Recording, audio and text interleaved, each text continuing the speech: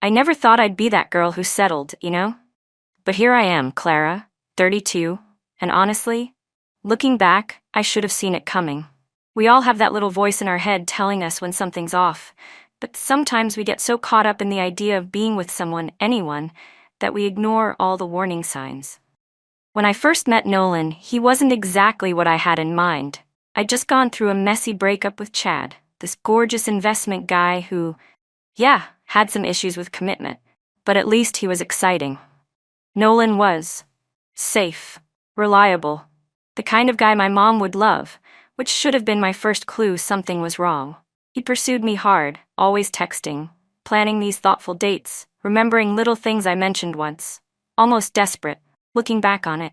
Between us, I was at that point where all my friends were getting engaged or married. My biological clock wasn't just ticking, it was practically screaming. So when Nolan proposed after just 10 months, I said yes. I mean, he wasn't bad looking, had a stable job, and seemed absolutely crazy about me. Plus, he came from a good family and had this really nice apartment. I figured I could do worse, right? My best friend Rachel saw right through it, though. Clara, do you actually love him or just the idea of being married? She asked me at my bachelorette party after I'd had a few too many drinks and was going on about how my ex Ryan was the one that got away. I brushed her off, but deep down, I knew she was on to something. The wedding was beautiful. I made sure of that. I spent months planning every detail, and Nolan just nodded and smiled while writing checks. That's one thing I'll give him. He's never been cheap with me. Our honeymoon in the Bahamas was exactly what I wanted. And when we got back, he surprised me with a new car. Nothing too fancy, but still, it was brand new and all mine. Life settled into this routine after that. Nolan goes to work at his office job, comes home, asks about my day at the firm where I handle client accounts. He listens to me complain about my coworkers, especially this witch Vanessa, who's always trying to take credit for my work. He makes dinner most nights because, honestly, I'm usually too tired. Then we watch whatever show I'm into at the moment before bed. Rinse and repeat. It's comfortable, safe, predictable, and it's slowly killing me inside. Don't get me wrong, Nolan's a good guy, like, genuinely good in that boring way. He remembers anniversaries without being reminded. He deals with all the bills and boring adult stuff. He never complains when I go out with the girls or spend too much on shoes. He even gets along with my parents, which is more than I can say for any of my exes. But there's no spark, you know? I look at him sometimes while he's doing something totally normal like brushing his teeth or checking his emails, and I think, is this really it? Is this what I signed up for forever? Meanwhile, I see Rachel and my other friends posting these amazing photos with their partners, weekend getaways, fancy restaurants, thoughtful gifts, and Nolan's idea of romance is ordering my favorite takeout. That's when Tucker started at our firm. Tall, confident, with this smile that makes you feel like you're the only person in the room. He gets my jokes, challenges me intellectually, and actually has interesting things to say about the world.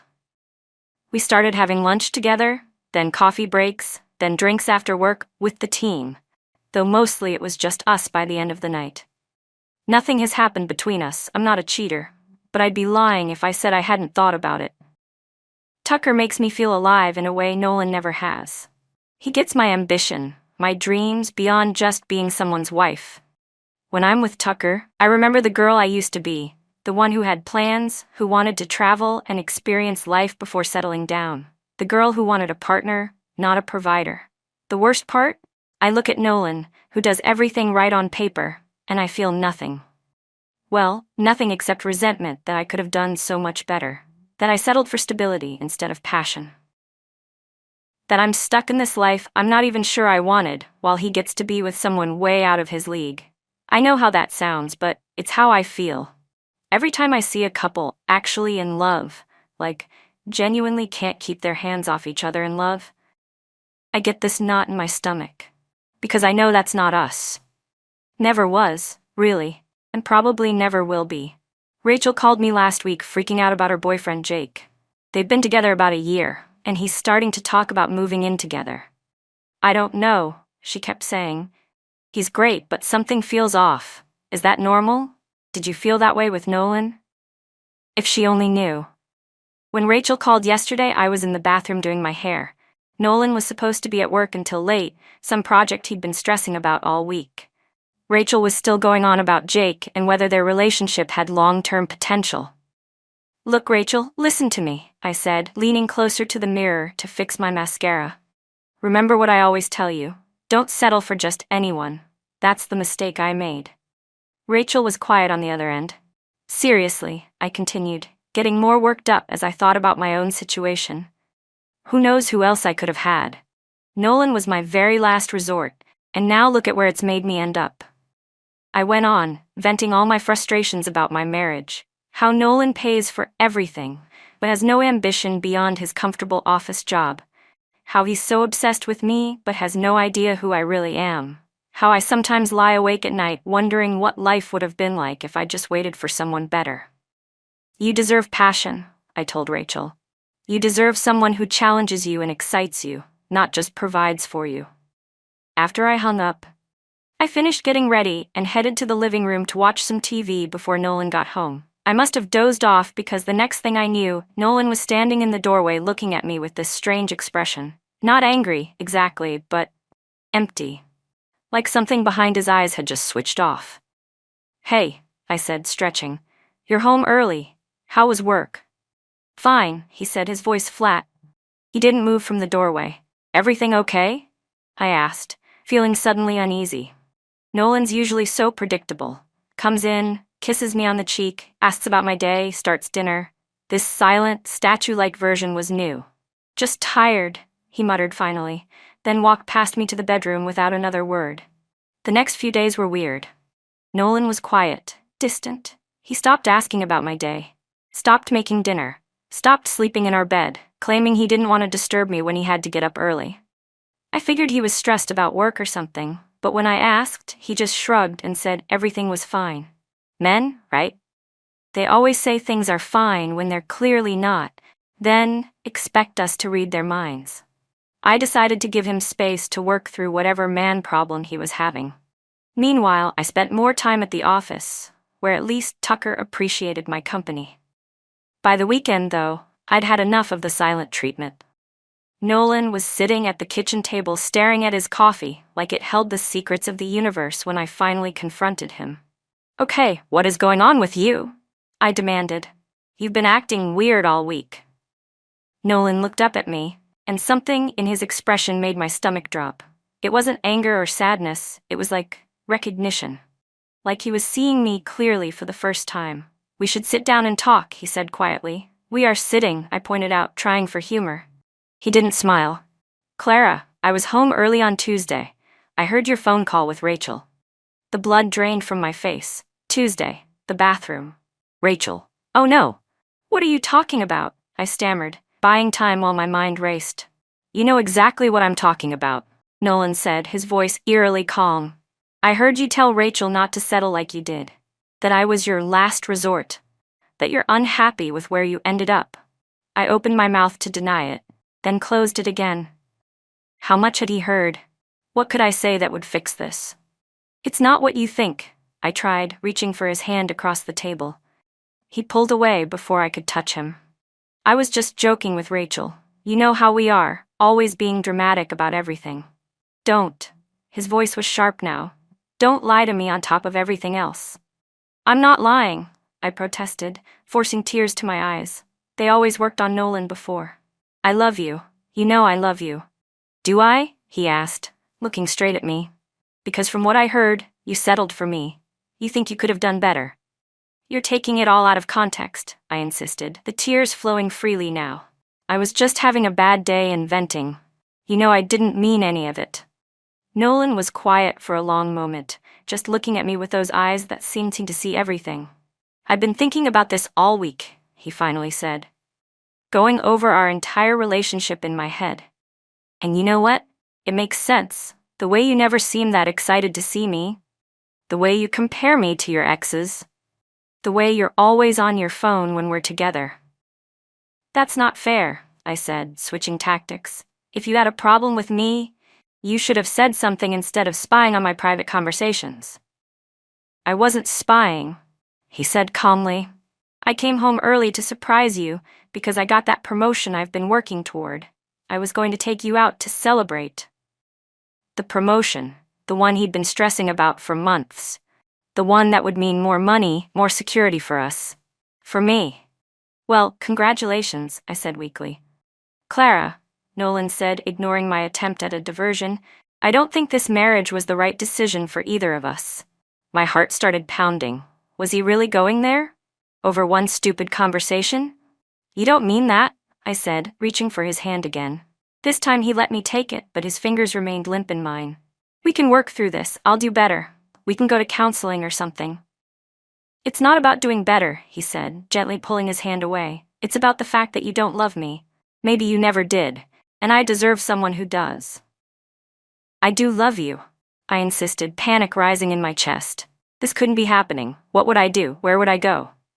No, Nolan said, standing up. You don't. And I think we both know that. Something inside me snapped. All the fear and guilt transformed instantly into rage. Who was he to judge me? To throw away everything I'd built over one moment of weakness? Fine, I shouted, standing up so quickly my chair toppled backward. You want the truth? Yes, I settled for you. I could have had anyone, but I chose you. And this is how you repay me? By throwing a tantrum the minute things get hard? Nolan didn't flinch, didn't raise his voice to match mine. Just looked at me with a mixture of sadness and...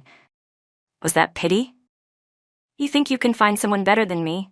I continued, unable to stop myself now. Good luck with that. You're nothing special, Nolan. I was the best thing that ever happened to you, and you're throwing it all away. I'm not throwing anything away, he said quietly. I'm just finally seeing what was never really there. Forget you, I screamed, grabbing my purse from the counter. I'm leaving. When I come back, you better have figured out how stupid you're being. I stormed out, slamming the door behind me. In the car, I called Rachel, crying so hard I could barely get the words out. Nolan and I had a huge fight, I sobbed. He overheard me talking to you the other day. Can I stay with you for a bit? Rachel was quiet for a moment. Of course, she finally said, though something in her voice sounded off. You know you're always welcome. I spent the weekend at Rachel's, waiting for Nolan to call or text, begging me to come home. He didn't. Rachel was weirdly distant too, asking questions about what exactly Nolan had overheard and seeming less sympathetic than usual.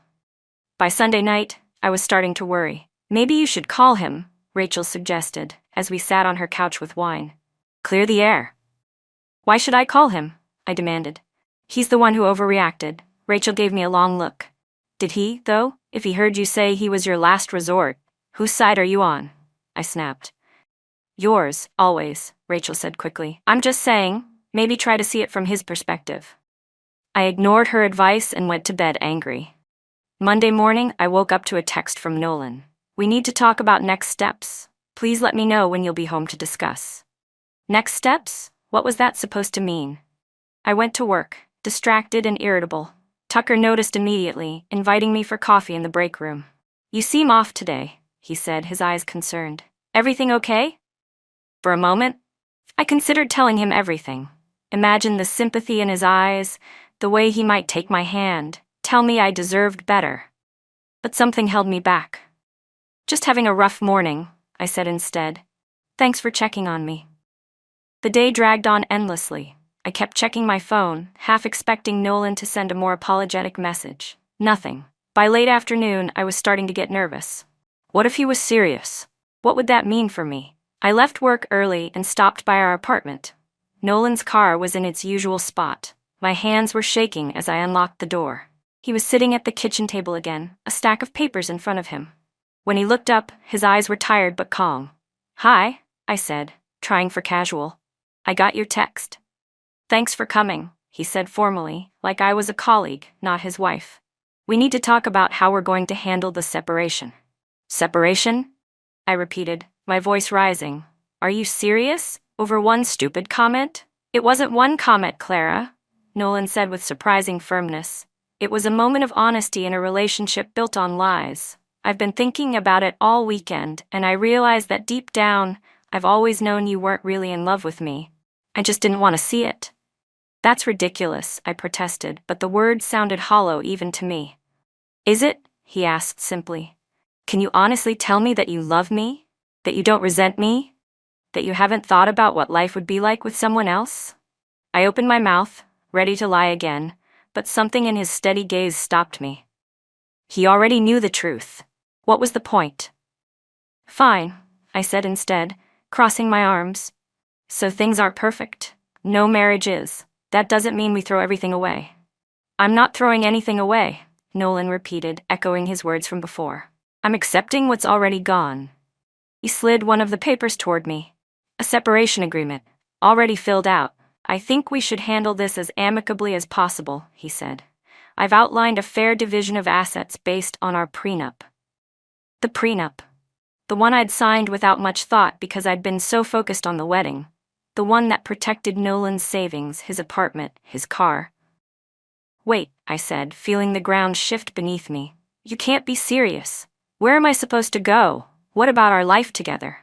You're welcome to stay here until you find a place, Nolan said, his tone still infuriatingly reasonable.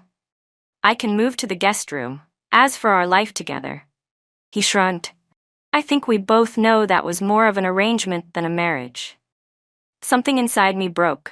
All the fear, all the uncertainty about my future, crystallized into pure rage. You think you can just decide this on your own? I shouted. You think you can just throw me away like I'm nothing?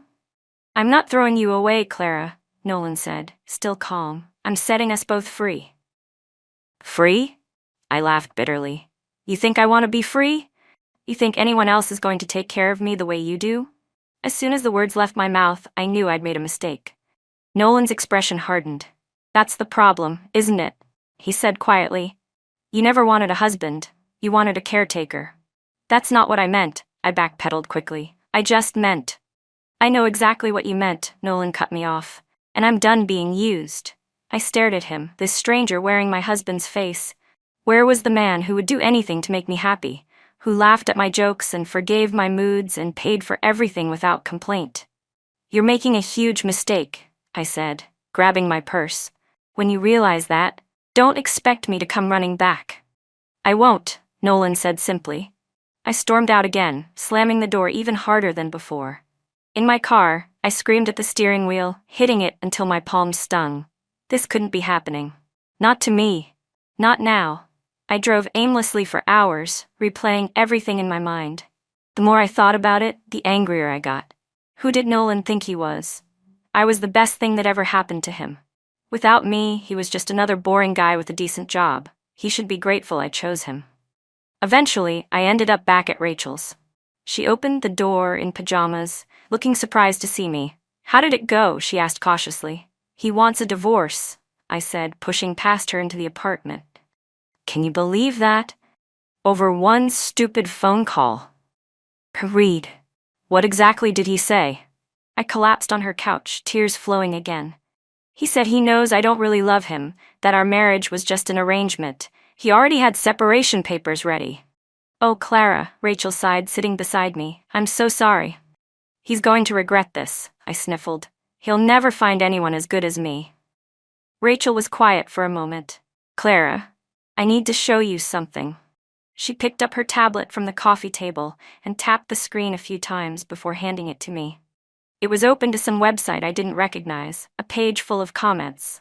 At the top was a post titled, I overheard my wife telling her friend not to settle like she did, that I was her last resort. My blood ran cold as I skimmed the post. It was our story, every detail exactly as it had happened, from Nolan's perspective. He'd written about coming home early, hearing my phone call, our confrontation, everything. The post had thousands of upvotes and hundreds of comments, almost all of them supportive of Nolan and condemning of me. Anonymous husband 34. I'd been taking care of everything, the apartment, her car, all our expenses. I thought we were building a life together, but apparently I was just a backup plan. I looked up at Rachel in shock. Did you know about this? She nodded slowly. It went viral yesterday. Jasmine sent it to me because, well, the story sounded familiar. Familiar? I repeated, my voice rising. He's airing our dirty laundry online for everyone to see, and you're on his side? I'm not on anyone's side, Rachel said carefully. But Clara, the things you said about Nolan, about settling for him, they weren't very kind.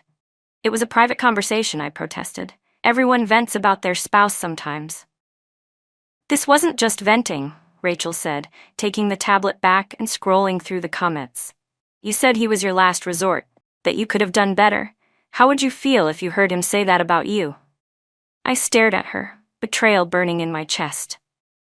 I can't believe you right now. You're supposed to be my best friend. I am your best friend, Rachel said firmly. Which is why I'm being honest with you. What you said hurt Nolan deeply, and now a lot of people know about it. This isn't just going to blow over. As if to confirm her words, my phone buzzed with a text from another friend. OMG, Clara, have you seen this Reddit post? Is this about you and Nolan? Then another, girl, check your Facebook messages ASAP. And another, hey, just checking if you're okay. Saw something online that seemed like it might be about you guys. My stomach dropped as I realized what was happening. Somehow, people were connecting Nolan's anonymous post to us.